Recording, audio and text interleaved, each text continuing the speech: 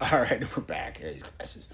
All right, cool. We're gonna look at this diagram here. I know it looks confusing. I'll break it down. I actually shot this video and didn't actually record. Someone called me. It's okay. It happens. But this little satanic looking emblem up here is what we talked about earlier: birth, death, buffer, threshold, buffer. So we're going to talk about the concept of how we get through that process and what this whole talk's going to be about. So we're going to talk about exactly where these buffers come from and what we can do to support them. This next one here represents the L, which I didn't say in the last video, but the L represents our sitting posture. Unfortunately, 75% of the practice base sits for a living. What that means is we spend 8 of those 24 hours in some sort of flex posture with our hands being out. Why does that matter? Well, it matters because of this little organ back here in the brain called the cerebellum. Now, the cerebellum is not the higher thinking brain. It's the movement and coordination and posture brain. It's a learned part of our brain, just like we learn movements, like being a kid, looking up, standing up, all that stuff.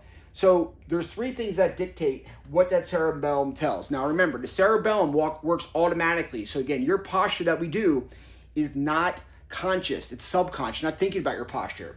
Watch what happens when my hand goes over my head and I put my thumb up. I know that. My eyes are sealed shut. My other hand is now up, but I have a pinky up. So now again, I know that because that feedback loop between my cerebellum and my joints is telling me what to do.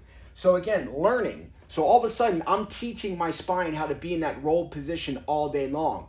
That flexed posture, that overextended or undertucked posture. All of a sudden, I go to stand up and I'm still in that posture. Suck butt, head forward, not looking great, getting a hump in your neck. Remember, no humping in public.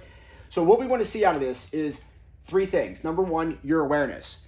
Out of this talk, we're going to talk about how to create awareness around, am I in that good position to start? So the next part is the joint spacing. Can I get back to that S-shaped spine? Because we're going to look at the spine as a one joint process. So if you're hinging forward to do a deadlift or you're pushing up overhead on a press, can you keep that one joint connected? Because when you don't, that's where the problems come in. Because all of a sudden you're waffling back and forth and just like a credit card,